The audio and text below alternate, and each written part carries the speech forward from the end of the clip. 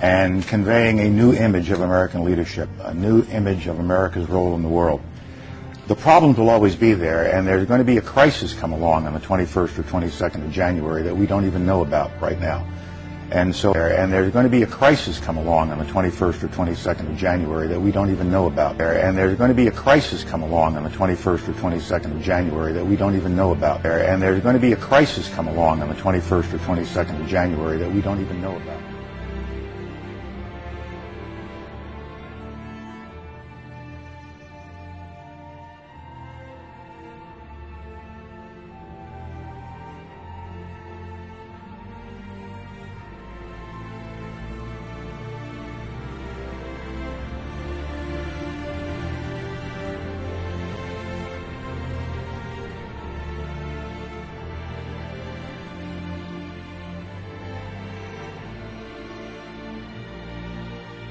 Mark my words, it will not be 6 months before the world tests Barack Obama like they did John Kennedy.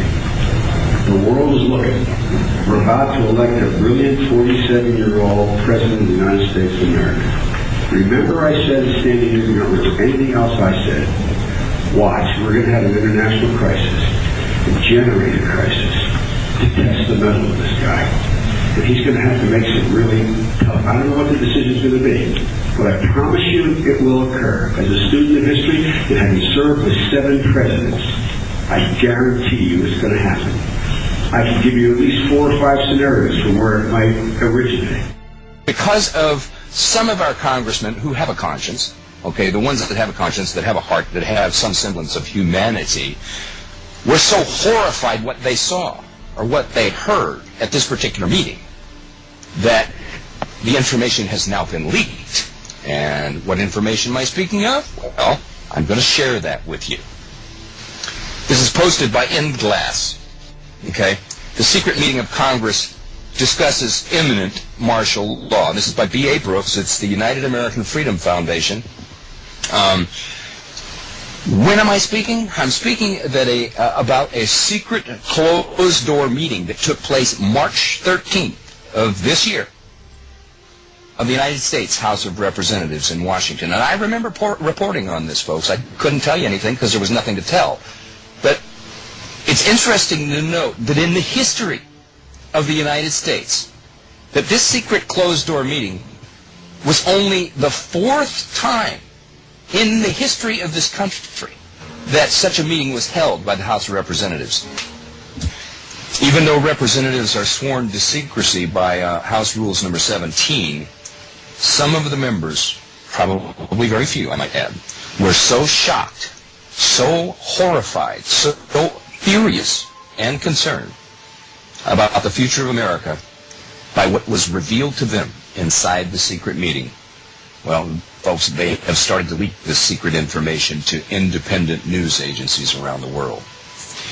The mass media said almost nothing, which is not a surprise, about the secret meeting of the House, mentioning only one of the items that was being discussed, the new surveillance techniques that are going to be used by the U.S. government to watch all of us, all American citizens.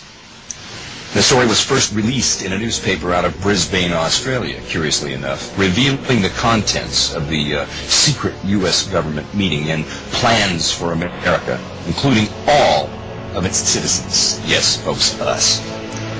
Shortly thereafter, David J. Meyer from the Last Trumpet Ministries found it, and he made it more available for the world to see. Now, hold on to your seats, folks, because this is what has been revealed about that meeting. Number one, the imminent, and I don't say possible here, I say the imminent collapse of the United States economy to occur sometime in late 2008. Now, for those of you who listen to Bob Chapman on Tuesdays, or you've talked to Robbie Noel, or you've had any conversations or listened intently to John Stadtmiller's show, or if you go into kitco.com or watch not a secret to anybody. This has been going on for quite some time, but it's been escalating of late. And then, of course, we have the CDOs, we have the hedge funds, we have the Bear Stearns debacle, we have these members that are these fall guys that are being arrested for it, similar to the Enron scandal. And they're going to turn around and blame somebody for it. But the fact is that, according to this meeting, the imminent collapse of the United States economy to occur sometime in late 2008. It doesn't make any difference whether it's Obama or McCain. This is what's going to face them. But that being said, okay, the next one is the imminent collapse of the United States government finances sometime around mid-2009.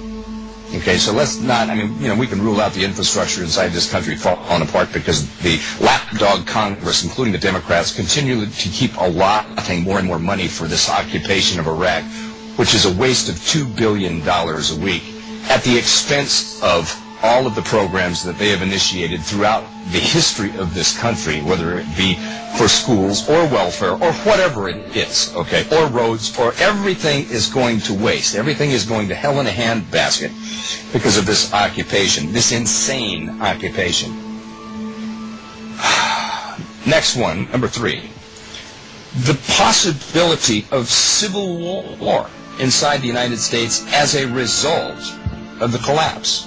Now, what are they talking about here? They're talking about rioting. Are they talking about food rioting? Well, we could put that on the list of possibilities, as I spoke with you just a few minutes ago about, I wonder, as I looked at this receipt, as I spoke about earlier in the show, where they're sending a warning out right out of a mainstream multi-state grocery store talking about the food that they sold to us, most likely, or is contaminated with these specific dates on it, and to give it back. And one of the things that went through my mind is, what is the average ignorant